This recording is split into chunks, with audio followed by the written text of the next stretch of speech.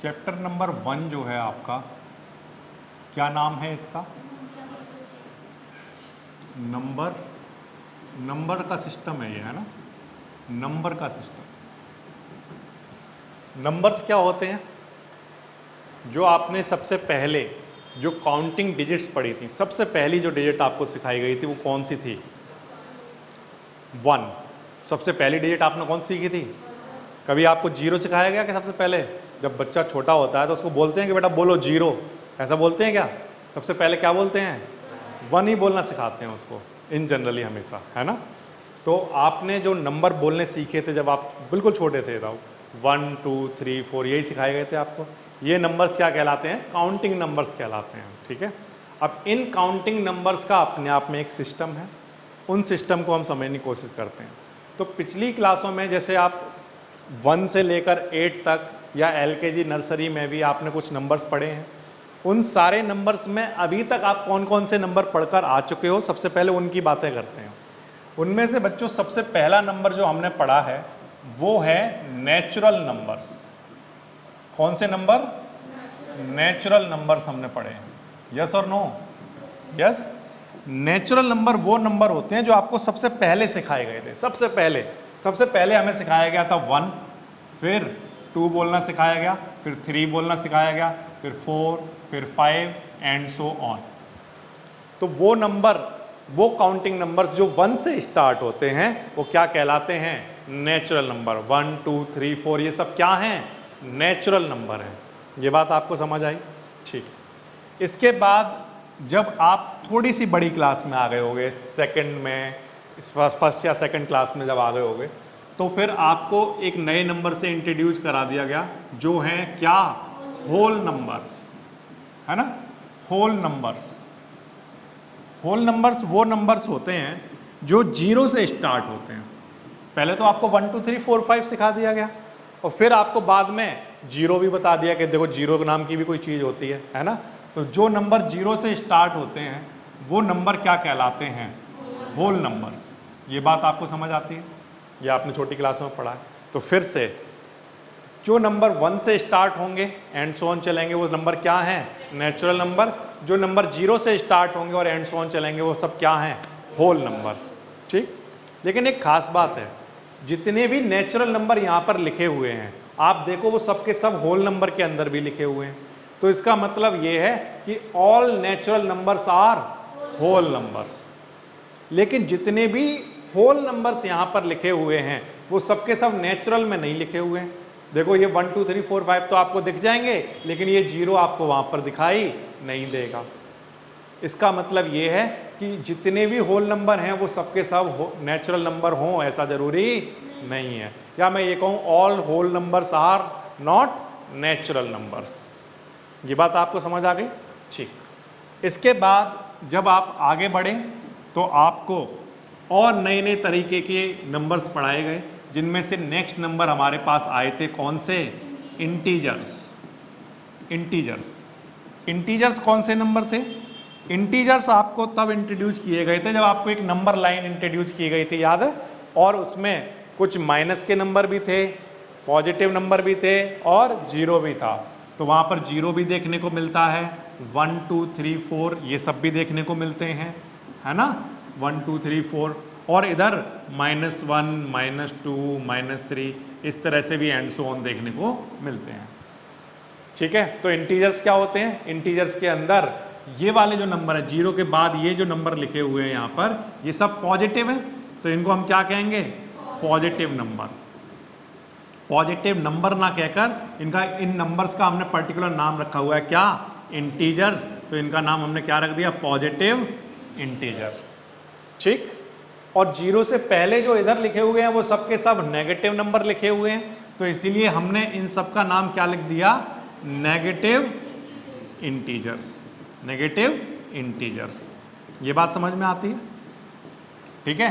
तो ये सब लिखे हुए हैं पॉजिटिव इंटीजर्स और ये सब लिखे हुए हैं नेगेटिव इंटीजर्स। तो फिर ये 0 क्या है? अगर ये नेगेटिव हैं, ये पॉजिटिव हैं, तो ये 0 क्या है? तो आप ध्यान से देखोगे तो 0 से इधर क्या लिखा हुआ है? Negative integers. 0 से इधर क्या लिखा हुआ है? Negative integer. तो 0 के बाद इधर जो लिखे होते होंगे वो सब के सब क्या होते होंगे? Non negative integer. क्या होते होंगे? Non negative integer. ये बात आपको समझ आई? अगर इधर वाले सब नेगेटिव चीज है तो इधर वाली जो चीज होगी वो क्या कहलाएगी?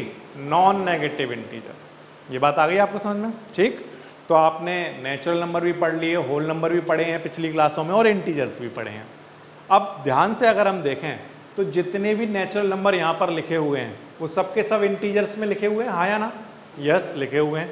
यानी कि जितने भी नेचुरल नंबर होते हैं वो सब के सब क्या होते हैं? इंटीजर्स। आप ध्यान से अगर देखोगे तो जितने भी होल नंबर्स यहाँ पर लिखे हुए हैं वो सब के सब यहाँ पर लिखे हुए हैं, हाँ या ना बोलो? यस। तो इसका मतलब जितने होल नंबर हैं वो सब के सब क्या हैं? इंटीजर्स हैं। लेकिन क्या जितने भी इंटीजर्स हैं वो सब के सब होल नंबर हैं? तो आंसर है नो। क्यों? क्योंकि इनमें नेगेटिव नंबर नहीं आते। क्या जितने भी इंटीजर्स हैं वो सब नेचुरल नंबर हैं? तो आंसर है नो, क्योंकि उसमें 0 नहीं आता और नेगेटिव नंबर नहीं आते। तो ये वाले भी जितने इंटीजर हैं वो सब नेचुरल नंबर नहीं है। ये समझ आ गई बात? फिर इसके बाद नए तरीके के नंबर आपको इंट्रोड्यूस किए गए थे। कौन सी क्लास में?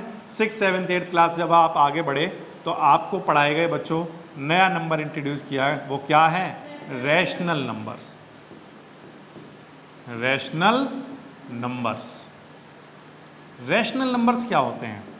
तो हमने ये पढ़ा कि ऐसे नंबर जिनमें कुछ न्यूमरेटर होता है, जिसमें डिनोमिनेटर भी होता है, वो सारे के सारे नंबर क्या कहलाते हैं? Rational number. मतलब सारे वो नंबर जो P/Q की फॉर्म में होते हैं, A/B की फॉर्म में होते हैं। ठीक है? तो मतलब एक न्यूमरेटर होना चाहिए और एक डिनोमिनेटर होना चाहिए, तो वो नंबर क्या कहलाएगा? रैशनल नंबर कहलाएगा। ठीक है? यहाँ पर ये जो डिनोमिनेटर लिखा हुआ है ये कुछ भी हो सकता है, लेकिन क्या नहीं हो सकता? 0 नहीं हो सकता। यहाँ पर डिनोमिनेटर की वैल्यू 0 नहीं हो सकती, क्योंकि अगर वो 0 हो गया तो वो जो नंबर है, वो जो ये रैशनल नंबर है, उसको हम कहेंगे वो नॉट डिफाइन हो गया है, उसको हम डिफाइन नहीं कर सकते। जैसे एग्जाम्पल के लिए मैं आपको यहाँ पर एक बात बता दूँ। जैसे यहाँ पर अगर 0 लिखा है, ठीक है, 0 लिखा हुआ है, इस 0 के नीचे अपॉन में 1 लिख सकता हूँ क्या? Yes sir. आंसर क्या आएगा सॉल्व करूँगा तो? 0। 0 को 1 से डिवाइड कराओगे आंसर क्या आएगा? 0। तो यानी कि 0 को रैशनल नंबर की फॉर्म में लिखा जा सकता है, इसलिए 0 कैसा नंबर है? Rational number. 0 कैसा नंबर है? Rational number. ये बात ध्यान रखना। क्लियर है ये वाली बात? अच्छा, अगर मान लो कहीं पर बच्चों 1 लिखा हो तो उस 1 के नीचे 1 लिख सकता हूँ क्या? यस, लिख सकते हो। तो इसका मतलब ये भी क्या है? एक रैशनल नंबर। कौन? 1 क्या है? एक रैशनल नंबर। ऐसे ही बच्चों अगर मान लो कहीं पर 2 लिखा हो तो क्या 2 के नीचे 1 लिख सकता हूँ? यस। तो इसका मतलब 2 भी क्या है? एक रैशनल नंबर। इसी तरह से मान लो अगर कहीं पर -1 लिखा हो तो क्या मैं उसके नीचे 1 लिख सकता हूँ? यस। तो आपने किस फॉर्म में लिख दिया? P/Q की फॉर्म में। तो इसका मतलब -1 भी क्या है? एक रैशनल नंबर। -2 भी क्या है? एक रैशनल नंबर। तो इसका मतलब वो सारे नंबर जो P/Q की फॉर्म में लिखे जा सकते हैं या P/Q की फॉर्म में हैं, वो सारे के सारे नंबर क्या कहलाते हैं? Rational number. ये बात आई आपको समझ में? अब यहाँ पर जरूरी है क्या सर यहाँ 1 लिखा हो? नहीं, जरूरी नहीं है, कुछ भी लिखा हो सकता है। 2 के नीचे अपॉन में 3 लिखा हो, 2 के नीचे अपॉन में 5 लिखा हो, 2 के नीचे अपॉन में सपोज करो कुछ भी 7 9 8 कुछ भी लिखा हो, तो वो क्या होगा? P/Q की फॉर्म, और हम कहेंगे वो एक रैशनल नंबर है। ये बात समझ आई? लेकिन मैं ये कह रहा हूँ कि यहाँ पर नीचे 1 2 3 4 5 6 7 8 9 कुछ भी हो सकता है, लेकिन सिर्फ क्या नहीं हो सकता? 0। वो इसलिए नहीं हो सकता कि अगर आप मान लो, जैसे एग्जाम्पल के लिए, मैं सिर्फ एग्जाम्पल के लिए कहता हूँ, जैसे यहाँ पर 7/2 लिखा हुआ है। ठीक है बच्चों, क्या लिखा हुआ है? 7/2। और मैं आपसे पूछ रहा हूँ क्या ये रैशनल नंबर है? क्यों है? क्योंकि ये सर P/Q की फॉर्म में है, इसलिए ये क्या है? रैशनल नंबर है। ठीक है? अच्छा, तो अगर मैं इस 2 से 7 को डिवाइड कराऊं, अगर मैं 2 से 7 को डिवाइड कराऊं तो मैं यहाँ पर लिखूंगा 2 3 जा 6 और माइनस कराऊंगा, मेरा रिमाइंडर का आंसर कितना आ जाएगा? 1। ये समझ आते हैं? लेकिन अगर मान लो 7/2 की जगह 7/0 लिख दिया किसी बच्चे ने, 2 की जगह क्या लिख दिया 0, तो अब यहाँ पर देखो बच्चों, यहाँ पर 2 से 7 को डिवाइड कराया था हमने, अब ऐसे 0 से डिवाइड करा रहा हूँ। जब मैं 0 से डिवाइड कराऊंगा 7 को, तो मैं यहाँ पर क्या लिखूँ कि सच दैट यहाँ पर या तो 7 आ जाए या उससे कम आ जाए। तो आंसर है सर आप यहाँ कुछ भी लिख लो, जैसे कोई बच्चा बोला यार 2 लिख लो, आप क्या लिख लो 2, तो 0 × 2 कराओगे तो आंसर क्या आएगा 0 आएगा, है ना। 0 × 2 क्या आएगा 0, और रिमाइंडर क्या बचेगा 7। आप किसी बच्चे ने कहा यार 2 लिख लो, तो मैंने 2 लिख दिया। लेकिन अगर मान लो कोई बच्चा 2 ना कहकर कुछ और कहता, तो मान लो यहाँ 3 कह देता, तो यहाँ पर कुछ फर्क पड़ता क्या, नहीं फर्क पड़ता। अगर मान लो कोई बच्चा कहता कि मैं तो यहाँ पर 100 लिखूंगा, तो क्या यहाँ पर कुछ फर्क पड़ता, नहीं पड़ता। ठीक, अब यहाँ पर डिफाइन और नॉट डिफाइन का मीनिंग समझ में आ जाएगा आपको कि यहाँ पर अगर मैं ये पूछूं किसी बच्चे से कि बताओ 2 से किस नंबर को यहाँ पर लिखा गया होगा मल्टीप्लाई करके कि यहाँ 6 आया होगा, तो हर एक बच्चा आंसर देगा। आपके हाथ के पीछे क्या लिखा हुआ है 3, क्या लिखा हुआ है, तभी तो यहाँ 6 आया होगा। तो यहाँ पर आपको फिक्स है ना, 3 के अलावा कुछ और लिख सकता हूँ कि यहाँ पर 6 आ जाए, नहीं, 3 के अलावा यहाँ कुछ और नहीं हो सकता। तो ये वाली चीज डिफाइंड है, सबको पता है कि ये क्या लिखा हुआ है यहाँ पर 3। लेकिन अगर मैं यहाँ पर हाथ रख दूं और मैं आपसे पूछूं कि बताओ यहाँ पर किससे मल्टीप्लाई कराया गया होगा कि 0 आएगा, तो आंसर यहाँ 2 भी हो सकता है, 3, एनी नंबर, कोई भी नंबर होगा, हमेशा यहाँ पर नंबर क्या आएगा आंसर में 0। तो मेरे हाथ के पीछे बता सकते हो कौन सा नंबर है, कुछ भी हो सकता है, 2 हो सकता है, 3 हो सकता है, 4 हो सकता है, सर कुछ भी हो सकता है वो, तो इसलिए उसको डिफाइंड नहीं किया जा सकता, इसीलिए हम उसको क्या कहते हैं नॉट डिफाइंड। क्या कहते हैं नॉट डिफाइंड। और जबकि ये वाला डिफाइंड है, किसी भी बच्चे से पूछोगे क्या कहेगा, हाथ के पीछे क्या लिखा हुआ है 3 लिखा हुआ है, तो ये डिफाइंड हो गया। और जबकि ये वाला नॉट डिफाइंड, मुझे नहीं पता आपके हाथ के पीछे क्या लिखा है, वो कुछ भी नंबर हो सकता है, क्योंकि हर बार आंसर 0 आएगा। इसीलिए हम ये कहते हैं कि डिनोमिनेटर में क्या नहीं होना चाहिए 0, क्योंकि उस केस में ये जो नंबर है वो क्या हो जाएगा नॉट डिफाइंड। क्या हो जाएगा नॉट डिफाइंड। ये बात आपको समझ आई, ठीक। तो ये कुछ बातें हैं जो छोटी क्लासों में आप पढ़कर आए हो, 6th, 7th, 8th स्टैंडर्ड पर आपको रैशनल नंबर इंट्रोड्यूस कर दिए गए थे, ठीक है। अच्छा, अब बच्चों इसके बाद क्लास 9th में ऐसी कौन सी चीज़ है जो हमें नई पढ़नी है, तो आंसर ये है कि हम रैशनल नंबर के अंदर 2 तरह के नंबर पढ़ेंगे। एक तो टर्मिनेटिंग डेसिमल पढ़ेंगे, नॉन टर्मिनेटिंग डेसिमल पढ़ेंगे, और उनको निकालने की टेक्निक सीखेंगे कुछ, ठीक है। लेकिन उस पर जाने से पहले आप कुछ चीज़ों का आंसर बड़े आसानी से कर सकते हो इस बोर्ड की हेल्प से। इस बोर्ड पर जितना लिखा हुआ है ये बहुत सारे क्वेश्चंस का आंसर है। जैसे अगर मैं किसी बच्चे से ये पूछूं क्या जितने भी नेचुरल नंबर हैं वो सब होल नंबर होते हैं, तो आंसर है यस। क्या जितने भी होल नंबर हैं वो सब नेचुरल नंबर होते हैं, तो आंसर है नो। अब फिर से, क्या जितने भी होल नंबर हैं वो सब इंटीजर हैं, तो आंसर है यस। क्या जितने भी इंटीजर हैं वो सब होल नंबर हैं, तो आंसर है नो। क्या जितने भी नेचुरल नंबर हैं वो सब के सब इंटीजर हैं, यस। क्या जितने भी इंटीजर हैं वो सब नेचुरल नंबर हैं, तो आंसर है नो, ठीक। अब जब भी मैं ऊपर से ऐसे करता हूं तो आपका आंसर यस आता है, और जब भी मैं नीचे से ऊपर की तरफ करता हूं तो आपका आंसर नो आता है। अब एक बार फिर से, क्या जितने भी नेचुरल नंबर हैं वो सब रैशनल नंबर की फॉर्म में लिखे जा सकते हैं, तो आंसर है यस। तो वो सब के सब क्या हुए रैशनल नंबर। तो जितने भी नेचुरल नंबर हैं वो सब क्या हैं रैशनल नंबर, ठीक। जितने भी होल नंबर हैं वो सब क्या हैं रैशनल नंबर, सबके सब लिख पा रहे हो, ठीक। जितने भी इंटीजर हैं वो सब के सब क्या हैं रैशनल नंबर। ये बात आई समझ में। लेकिन इसका उल्टा, क्या जितने भी रैशनल नंबर हैं वो सब के सब इंटीजर होते हैं क्या, नहीं। क्यों? क्योंकि सर देखो 2/3 क्या है, 2/3 क्या है एक रैशनल नंबर, लेकिन 2/3 क्या नहीं है इंटीजर नहीं है। ये बात समझ आई। अच्छा, क्या जितने भी रैशनल नंबर हैं वो सब होल नंबर होते हैं, तो आंसर है नो। क्यों? क्योंकि देखो सर यहाँ पर देखो माइनस वाला भी हो सकता है, लेकिन यहाँ होल नंबर में तो माइनस नहीं आता है। इसी तरह से ये जितने भी रैशनल नंबर हैं क्या नेचुरल नंबर हैं, तो आंसर है नो। तो आप ये देख रहे हो कि जब भी मैं ऐसे करता हूं तो आप नो आंसर देते हो, जब भी मैं ऐसे करता हूं तो आप आंसर यस देते हो। तो हमने एक तरीका बनाया इसको लिखने का, इसको करने का हमने क्या तरीका बनाया, हमने कहा कि देखो नेचुरल नंबर, फिर उसके बाद होल नंबर, फिर उसके बाद इंटीजर्स, फिर उसके बाद रैशनल नंबर। ये ध्यान रखना सभी बच्चे, मैथमेटिक्स के अंदर इंटीजर्स को जेड से डिनोट करते हैं, नेचुरल नंबर को कैपिटल एन से, होल नंबर को डब्ल्यू से ही करेंगे, ठीक है, और इंटीजर को किससे, जेड से, और रैशनल नंबर को आर से, ठीक है।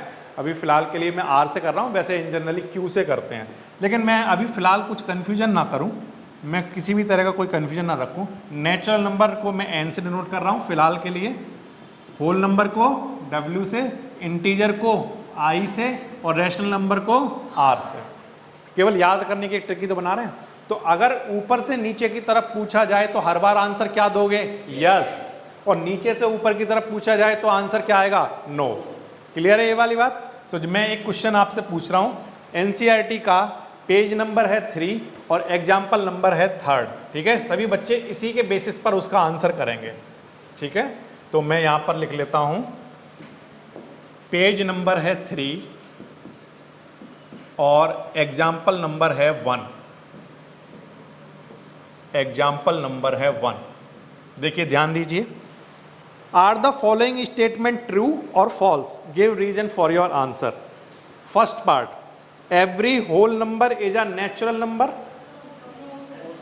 फर्स्ट पार्ट का answer, question number 1 example number 1 का फर्स्ट पार्ट का आंसर, सभी बच्चों ने क्या कहा, नो, क्योंकि उसने पूछा हुआ है क्या जितने भी होल नंबर हैं वो सब नेचुरल नंबर होते हैं क्या। तो सर ये तो आप ऊपर की तरफ जा रहे हो, नीचे आ रहा हूँ या ऊपर जा रहा हूँ, ऊपर की तरफ जा रहा हूँ। तो जब भी ऊपर की तरफ जाते हैं हम तो हमारा आंसर क्या आएगा, नो। क्लियर है ये बात। अच्छा, फिर इसके बाद सेकंड,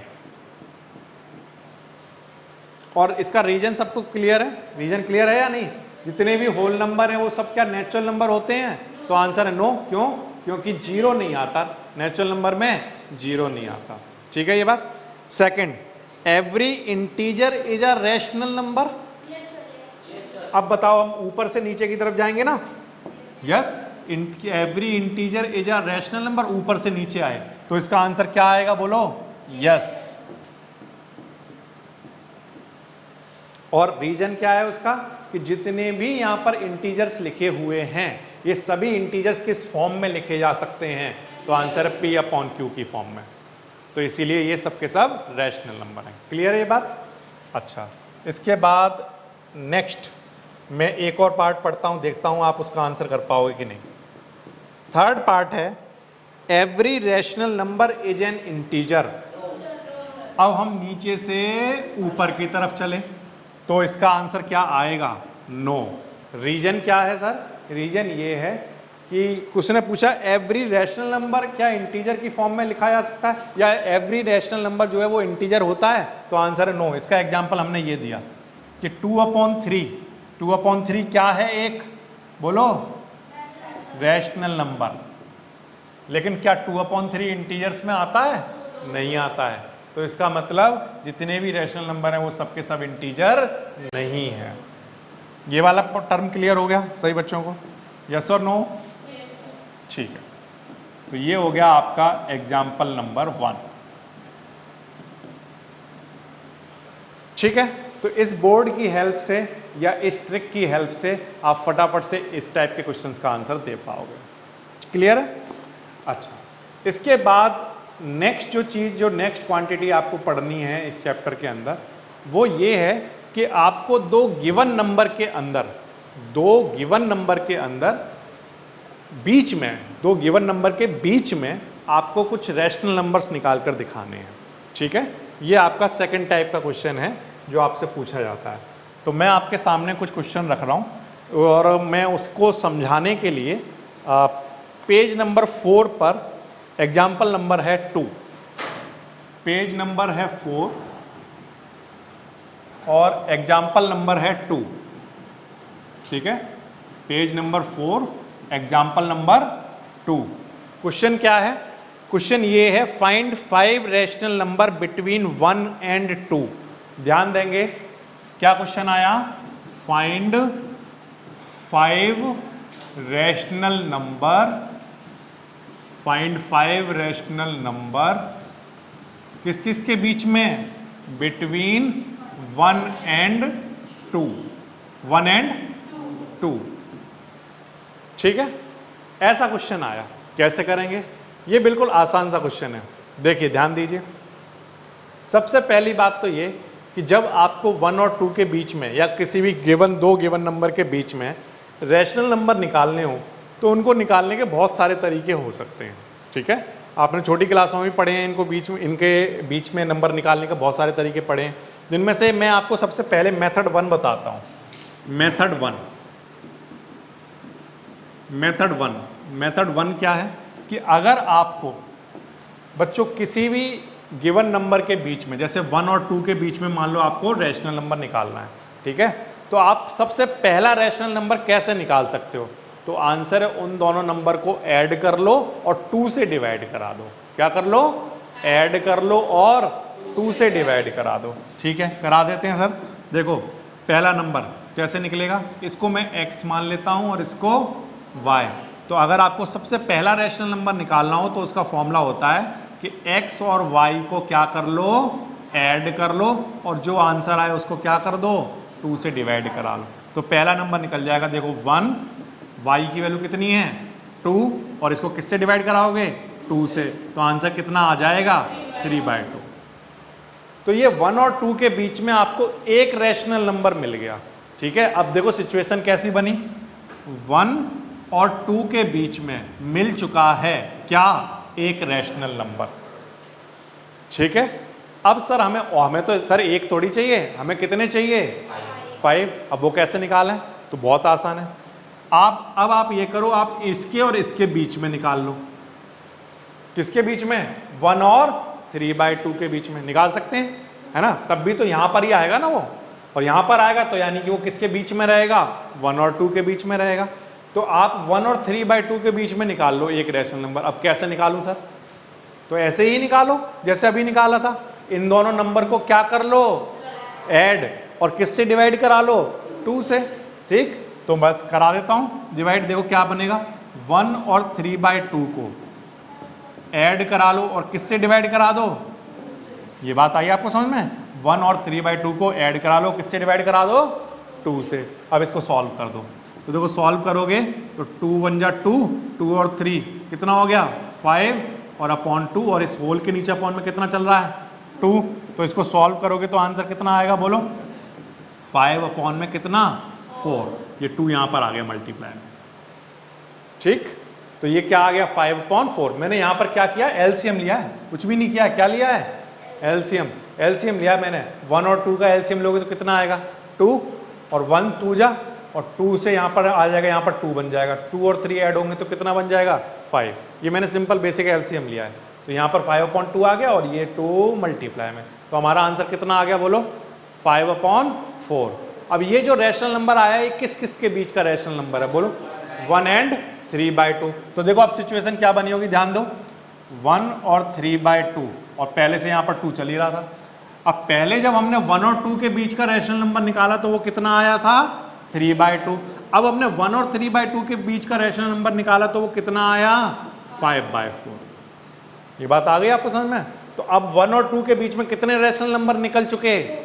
2 है, आ गए ना 2 रैशनल नंबर। अब क्या कर रहे हैं सर? और भी तो निकालने हैं, 5 निकालने हैं। तो 5 निकालना आसान है। कैसे? क्या हम ये कर सकते हैं कि इन दोनों के बीच का रैशनल नंबर निकालना है, तब भी तो वो यहां आएगा, और वो किस में काउंट किया जाएगा? 1 और 2 के बीच में काउंट किया जाएगा। तो हम अब इन दोनों के बीच का रैशनल नंबर कैसे निकालें? तो 2 नंबर के बीच में जब भी एक रैशनल नंबर निकालना हो तो उन दोनों नंबर को क्या कर देते हैं? ऐड, और किससे डिवाइड करा देते हैं? 2 से। तो 3 और 2 के बीच का एक रैशनल नंबर ऐसा निकलेगा, 3/2 को ऐड करा दो किससे? 2 से, और डिवाइडेड बाय 2। इन दोनों नंबर को ऐड करो और 2 से डिवाइड करा दो। अब इसके नीचे अपॉन में क्या लिख लो? 1। अब इसका क्या ले लो? एलसीएम। बताओ एलसीएम इन दोनों का कितना आएगा? 2। कितना आएगा? 2। ठीक, अब 2 से डिवाइड कराया, कितना आया? 1, और 1 का मल्टीप्लाई 3 में कराओगे तो कितना आएगा? 3। अब 1 से इसको डिवाइड कराओ, कितना आया? 2। 2 का मल्टीप्लाई यहाँ पर कराओगे तो कितना आएगा? 4, और इस होल के नीचे अपॉन में क्या? 2। अब यहाँ पर कितना बन गया? 7/2, और इस होल के नीचे अपॉन में 2 चल रहा है, और 7 ऐसे ठीक है, ये 2 यहाँ मल्टीप्लाई में आएगा। तो तो कितना बन गया 7/4। ये जो 7/4 रैशनल नंबर आया है ये किस किस के बीच में आया है? 3/2 और 2 के बीच में। तो हमारे पास 1 और 2 के बीच में पहले से चल रहे थे क्या क्या 5/4 और 3/2। अब 3/2 और 2 के बीच में जब हमने निकाला तो एक और मिल गया क्या 7/4। लेकिन अब अगर आप ध्यान से देखोगे तो 1 और 2 के बीच में हमें रैशनल नंबर मिल चुके हैं कितने 3। ये बात आई आपको समझ में? लेकिन सर निकालने तो 5 हैं, अभी और क्या करें? तो आंसर है जितना जो भी आपका मन करे वो करो। क्या चाहो तो इन दोनों के बीच में निकाल लो तो एक नंबर यहाँ आ जाएगा, चाहे तो इनके बीच में निकालते रहो इन दोनों के बीच में तो यहाँ नंबर आते रहेंगे, चाहे तो इनके बीच में निकालते रहो यहाँ नंबर आते रहेंगे, इनके बीच में निकालते रहो यहाँ नंबर आते रहेंगे। हमारे पास निकालने के बहुत सारे तरीके हैं, है या ना? तो अगर हमें 2 नंबर और निकालने हैं, अभी तो हमने कितने निकाल दिए 3। कैसे कैसे निकाले? फिर से ध्यान दो, हमने कैसे कैसे निकाले। सबसे पहले हमारे पास क्या क्या नंबर थे बोलो? 1 और 2। इन दोनों को जब ऐड किया तो ऐड करने के बाद ऐड करके 2 से जब डिवाइड किया तो 1 और 2 के बीच में मेरे पास एक रैशनल नंबर आ गया, कितना? 3/2। ठीक। अब ये जो 3/2 और 1 है इससे हमने जब निकाला, कैसे निकाला? इन दोनों को ऐड किया 2 से डिवाइड किया तो ये नंबर आ गया। ठीक। फिर इसके बाद हमने जब इन दोनों को ऐड करके निकाला, ऐड करके 2 से डिवाइड किया तो ये नंबर आ गया।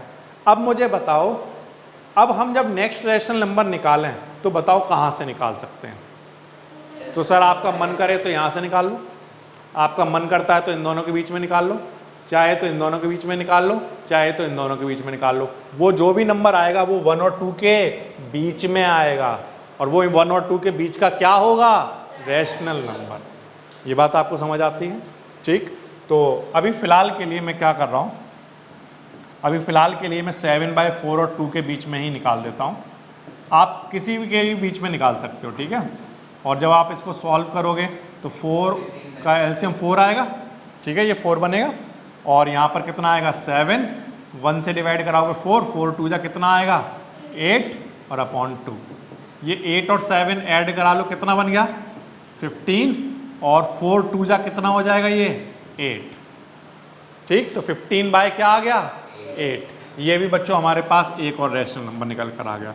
1 5/4 3/2 7/4 और 7/4 और 2 के बीच में निकाला तो हमें क्या मिल गया 15/8। ठीक है। ये हमें मिल गए कितने नंबर 4। अभी एक और निकालना है सर। अब वो एक और बताओ कहाँ कहाँ निकाल सकते हैं, किस किस के बीच में निकाल सकते हैं? कितनी पोजीशन है हमारे पास ये समझना, 1 2 3 4 5, हमारे पास 5 पोजीशन है। जब आप स्टार्टिंग से चले थे तो ये देखना, जब हमने पहला रैशनल नंबर निकाला था तो हमारे पास एक ही पोजीशन थी, इन दोनों को ही ऐड करके अपॉन 2 कर सकते थे तो हमारे पास नंबर आ गया। लेकिन जब आप दूसरा निकालने चलोगे तो हमारे पास कितनी पोजीशन हो गई 2, जिनमें पोजीशन से मेरा मतलब है इन दोनों को ऐड करके अपॉन 2 कर सकते हो या इन दोनों को ऐड करके अपॉन 2 कर सकते हो। ठीक है। कितनी पोजीशन हो गई 2। फिर जब 2 निकल गए, अब जब तीसरा निकालने चलोगे तो हमारे पास 3 पोजीशन हो जाएंगी, 1 2 3। ये बात आ गई समझ में? और जब आप तीसरा भी निकाल लोगे तो कितनी हो जाएंगी बताओ? जब आप चौथे नंबर का रैशनल नंबर निकालने चलोगे तो 4 हो जाएंगी, 1 2 3 4। और अगर 5वां रैशनल नंबर निकालने चलोगे तो आपके पास 5 तरीके होंगे जिससे रैशनल नंबर निकाला जा सकता है, 1 2 3 4 या 5। मतलब इन दोनों को ऐड करो या इन दोनों को ऐड करके 2 से डिवाइड कराओ या इनको या इनको या इनको। ठीक। तो अभी फिलहाल के लिए मैं क्या कर रहा हूँ, इन दोनों के बीच में निकाल देता हूँ एक। ठीक है।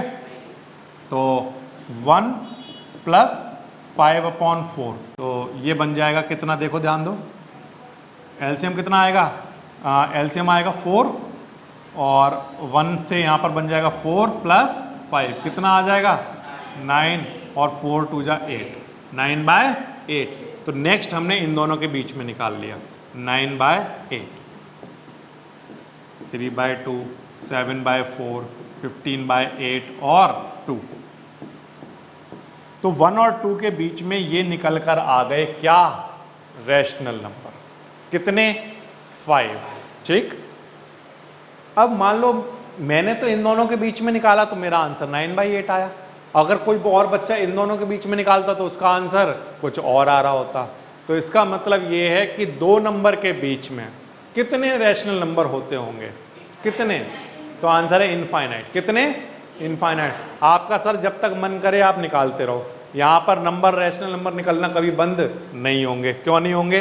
देखो यहाँ पर ध्यान से देखो, जब दो नंबर थे, जब ये दो नंबर थे, इनके बीच में पहला रैशनल नंबर निकला, फिर अब इनके बीच में निकालने के तरीके कितने थे? एक और दो, कितने हो गए? दो। या तो इनको ऐड करके 2 से डिवाइड कराओ या इनको ऐड करके 2 से डिवाइड कराओ, तो दो हो गए। फिर नेक्स्ट में कितने हो गए थे? 1 2 3, कितने हो गए थे? 3। फिर नेक्स्ट में 1 2 3 4। फिर जब फिफ्थ नंबर का निकाल रहे थे तो उसके लिए हमारे पास कितने तरीके थे निकालने के? इन दोनों को ऐड करके 2 से डिवाइड कराओ या इनको या इनको या इनको या इन दोनों को, तो कितने हो गए? 5। ऐसे ही मान लो अगर 6 नंबर का रैशनल नंबर निकालना हो तो हमारे पास कितने तरीके होंगे? और 100 नंबर का अगर रैशनल नंबर निकालना हो तो 100। और अगर 1 लाख रैशनल नंबर निकालने हो तो हमारे पास कितने तरीके होंगे दो नंबर के बीच में? 1 लाख। तो ऐसा कभी खत्म होगा क्या? नहीं। 10 मिलियन के लिए 10 मिलियन तरीके होंगे रैशनल नंबर निकालने के, हाँ या ना? तो इसका मतलब दो नंबर के बीच में जो रैशनल नंबर होते हैं उनकी कोई काउंटिंग नहीं है। वो कितने होते हैं? इनफाइनाइट। ये बात आ रही समझ में? तो इनमें से आप कोई से भी आंसर दे सकते हो, जो भी आपको ठीक लगता हो। तो मैंने जो निकाले मेरा आंसर अलग हो सकता है, आपने जो निकाले आपके आंसर अलग हो सकते हैं। ये बात आपको समझ आई है ना? एक मेथड और है, क्या है? फाइंड कितने नंबर?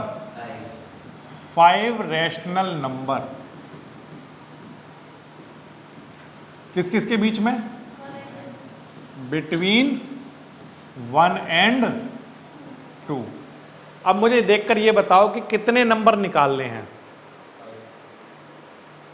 कितने निकालने हैं? 5 रैशनल नंबर निकालने हैं। तो जितने आपको निकालने हैं उसको क्या लिख लो? n।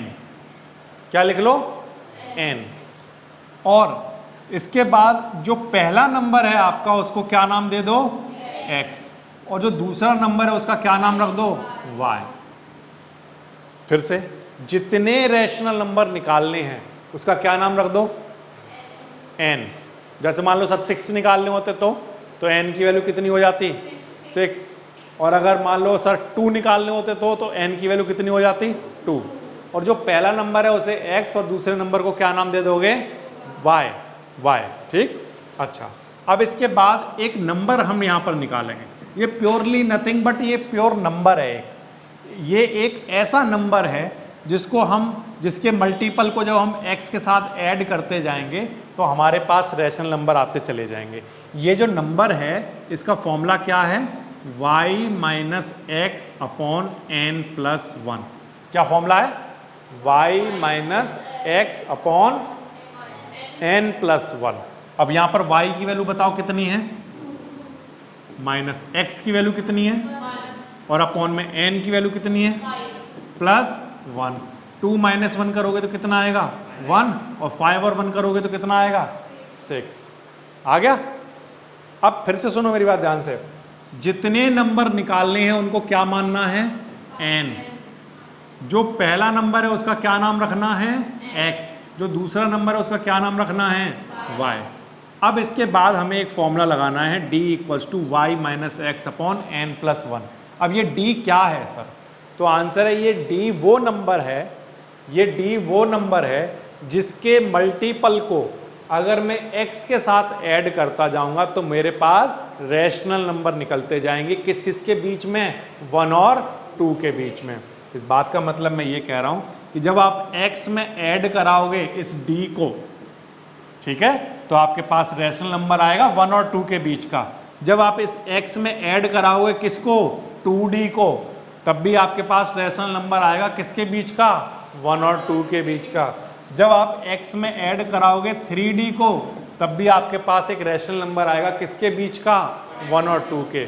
इसी तरह से आप x प्लस क्या निकाल सकते हो? बोलो 4d।